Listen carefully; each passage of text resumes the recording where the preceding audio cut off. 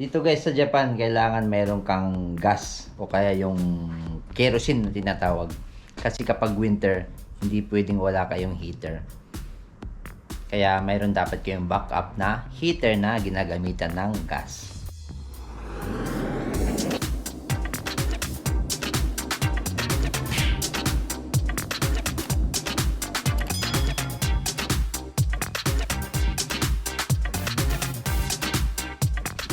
Kaya meron kami ditong gas. Ayan. Lagyan natin dito sa taas. And then may container na mayroong pwedeng ikabit na automatic na pump. Ayan. Pump yan. Pero di battery lang yan sa loob. Dalawang malaking battery. And then ito naman yung tangke ng heater. So, i-refill natin to kasi wala nang laman. Flashback.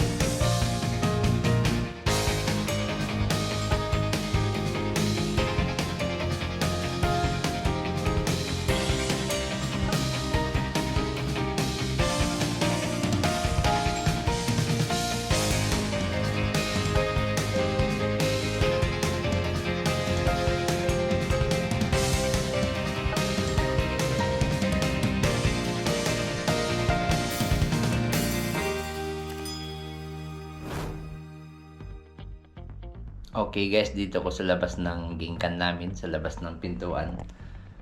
Kasi ilalagay ko tong yung binili kong ito, yung automatic na gas pump. So medyo madilim nga lang dito sa labas kasi gabi. Kasi yung dati naming gas pump, ayan, makikita nyo. Nakatape na lang dito kasi nagli-leak na yung hose. Kumbaga, may butas na yung mga hose kasi luma na rin to, siguro mga 5 years na to. So kailangan ko na siyang palitan kaya bumili ko ng bago. Ito yung bagong nabili ko. Mura lang siya, nasa 1.5 lang. So kailangan ko lang tong palitan. So ang gagawin natin ay tatanggalin natin to. Medyo matigas na yata to kasi tagal na to. Ayun, buti na lang malambot pa. So ito, tatanggalin natin. So yan. So ito yung pinaka-pump niya talaga. Ito yung pump niya. So ito yung ipapasok natin sa loob. Pero bago yan pala, kailangan ilagay natin to. So lagay natin to.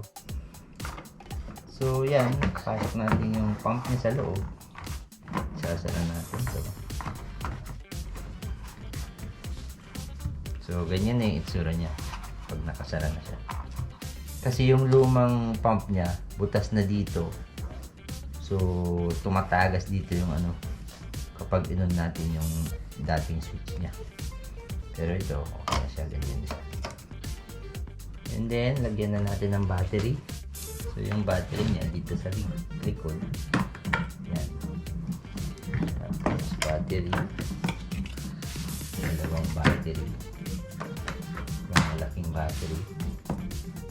So nakalagay dito, pag pag na full na daw siya, mantang jidode teishi. Ibig sabihin kapag napuno na yung tangke ng gas, yung sa stove, automatic na, titigil na siya, mag-stop, auto stop siya, automatic stop. So try nga natin. End of flashback. Yan. So, nandito kasi sa labas yung gas namin. Dito ko nilagay sa labas.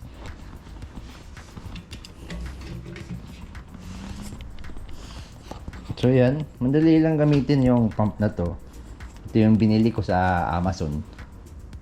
And then, ayan. Ito yung nozzle niya. Lagay nyo lang dyan. And then, ito na yung switch niya.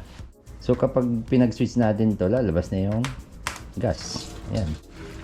Dadaloy na papunta dito sa tangki ng heater. And then, automatic stop din yan. Kapag napuno na, kung makikita nyo, may sensor dyan sa, may wire dyan. May sensor dyan na kapag puno na ng gas yung tangke na to, automatic mag-i-stop na yung pump.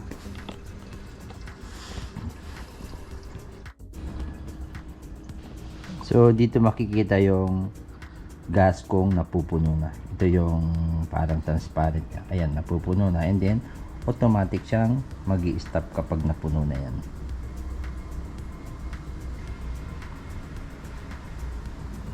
So yan, nag-stop na siya. Ayun na. Dumaloy na yung last na gas. Pero mayroon pang konti dito. Ang ginagawa ko dyan, kailangan itaas ko to para dumaloy papasok yung natitirang gas dyan sa hose. Tapos, ito, i-off ko na. I-twist lang yan. So yan. Kapag mayroon pang natirang gas dito na konti, yan, tinataas ko lang to para dumaloy siya papunta dito sa tangke. And then yan, konting tak-tak lang. Tapos meron din ditong yan.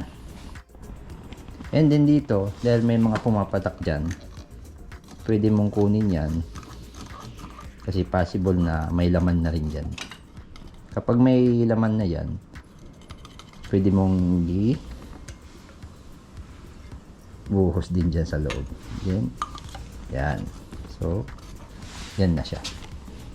And then ito na yung ilalagay natin sa heater. Okay.